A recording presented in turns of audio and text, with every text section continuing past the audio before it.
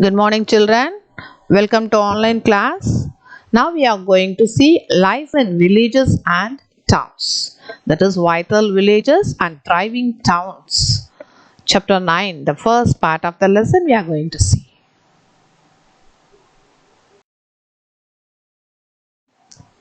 Here the picture we can see how the town and villages improved.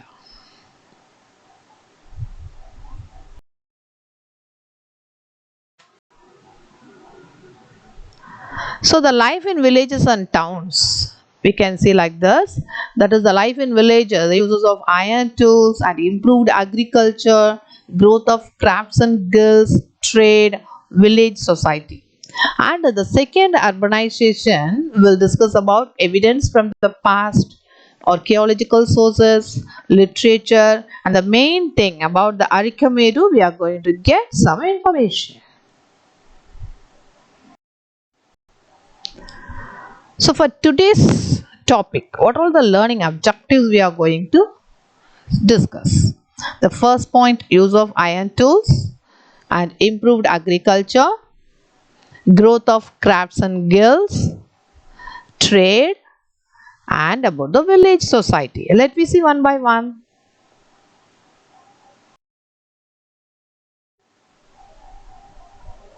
Let me see the process by which people move from villages to cities, leading to an increase in the proportion of urban population in an area is known as urbanization.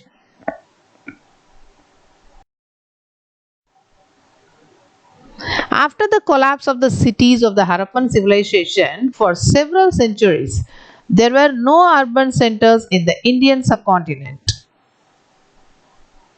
Then, around 600 BCE, towns and cities started developing once more.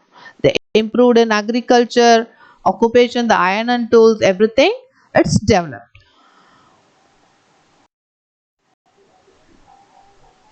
Now, most of them came up along the banks of the river Ganga and its tributaries.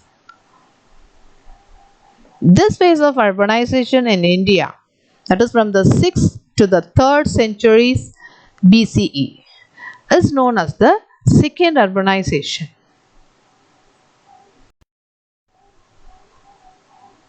Use of iron tools and improved agriculture. So as we are seeing in the picture, the tools. In Megalithic period itself they found the tools, but with the usage of this they are improving their agriculture using these iron tools. The greater use of iron to make agricultural tools like axes and plows were an important feature of this period.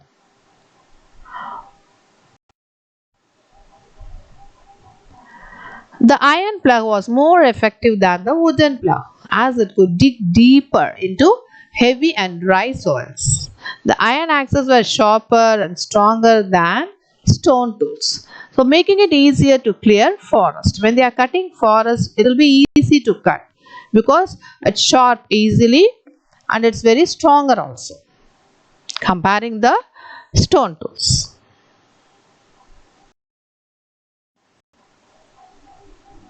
As a result of these improved methods, more land could be brought under cultivation and more produce could be obtained from the same plot of land. The rulers also built canals, wells, and tanks for irrigation. So, for the purpose of getting earnings from the farmers, that is, the farmers used to pay taxes. From that, the kingdom, they are giving salary for the people, those who are in army, and they are maintaining the kingdom. So for that purpose they are helping the farmers in building canals, wells and tanks for the purpose of good irrigation. This allowed crops to be grown on drier land and in places with less rainfall. This earned the rulers more taxes.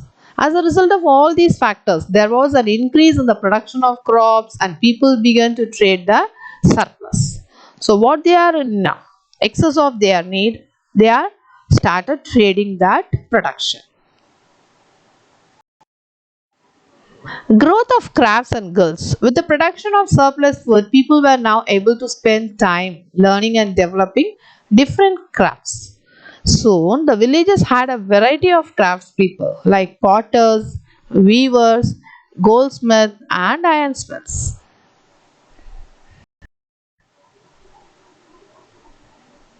As towns began to grow, artisans and craftspeople began to move from the villages to the towns in search of larger markets and better opportunities. So they are producing more. For that, they are searching market for selling their products. That's why they are moving from villages to towns.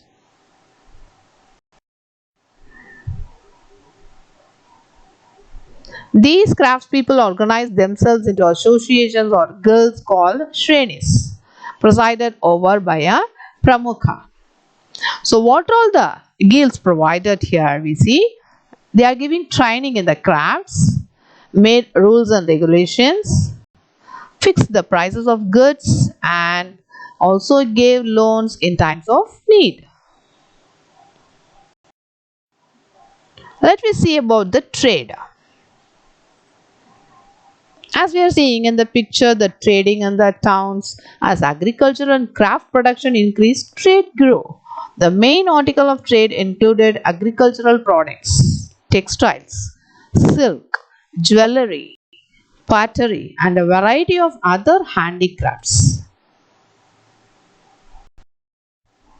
The Jataka tales tell us that traders traveled from villages in Magadha to Koshala, Mathura, and Takshila, and even to other countries from ports on the western and eastern coast of India. Just like guilds of artisans, traders too had guilds that served similar functions. Let me see about the village society. Villages in both northern and southern India had a class of rich landowners who often also functioned as the heads of the villages. In northern India, the village headman was known as Grama Bhojaka, while in the south he was called Velalar. He was responsible for collecting taxes for the king, maintaining law and order in the village. His position was hereditary.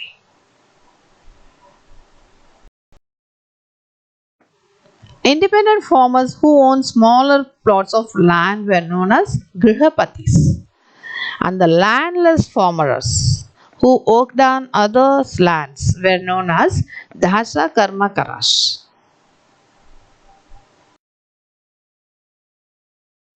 So, as we are seeing here, the differences in village society.